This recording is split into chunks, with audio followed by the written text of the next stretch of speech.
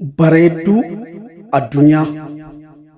Halleessaa halluu isaatiin halluu wal keessa laaqee handaara itillee isaa dhisee gargara saaqee ishee qalbii isaa malee ijji isaa takkaan garree ishee boruu dulloomtee du'aanis hin dabarre giiftii moonaaliizaan isheen harki tolche intalti daavinchiin halluu keessaa dhalche ulfi halleessaa halluunii sammuu keessaa dhalatte faajjii midhaaginnaa addunyaa jedhamte.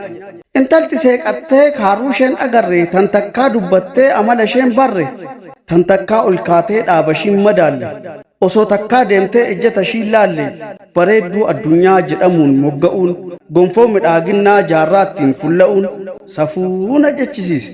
Safuu warra sanaaf warra dibbee reebee maqaa ishii ol kaaseef safuu nama sanaaf bareedduu addunyaa kan jedhee moggaaseef. Suuraan itille irratti halluudhaan kaafamte ulaagaa maaliitiin faajjii bareeddinaa addunyaa jedhamte. Onnee goota kamiittu isheen booji'ame jabaa kamtu laalee simboo isheen moo'ame. Silaa teessoo irraa takkaa ol hin kaatu namni arge jiraa gajjallaan koomeeshii maal akka fakkaatu. Hunduu bareeda isheef akka ragaa ta'u naafaaf fayyaan ishee dura addaanaa ba'u yookaan immoo dhiisaa ogeessa bilchaataan mudaa malee kaatu bareedduu addunyaa suuraan yoomuun taatu. Dhaaba wal qixxeessee irbeessu sukkuumee jirti harka isaatiin faayyi rabbiin uume. Faajjiin midhaaginnaa soorri ijaaf qalbii kanneen nu garsiisan raajii harka rabbii. Hangafaaf quxisuun aadde moonaaliizaa hedduu du'aan dabree garaa dachii ciisa. Kanneen maqaa isaanii galmeen seenaa baate lookoowwan dabareen duutee biyyeen nyaate.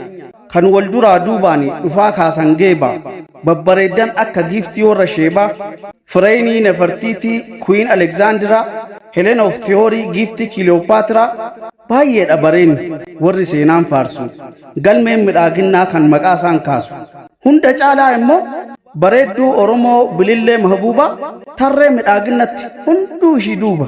Intala warra mootii Mahbuubaa Bilillee lookoo qalloo marartuu akka ilmoo siinqallee giiftii simboon ishee onnee nama hatu ishee namni ilaalee yaadaan faana kutu ishee bareenni ishee onnee nama farsu simboo amalli ishee bineensa madaqsu daldala gabraatiin faaya biyyaa baatee ragaa midhaaginnaa dubra Oromoo taate.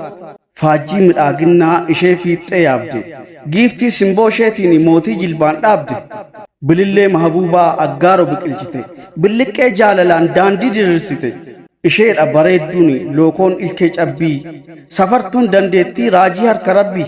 Qeensa miilaa irraa hanga rifeensatti faaya mudaan qabne gubbaa fi keessatti bifaaf amalaanis bareeddee kuulamtee faayyi dachii faayuu fi faayamtee uumamte.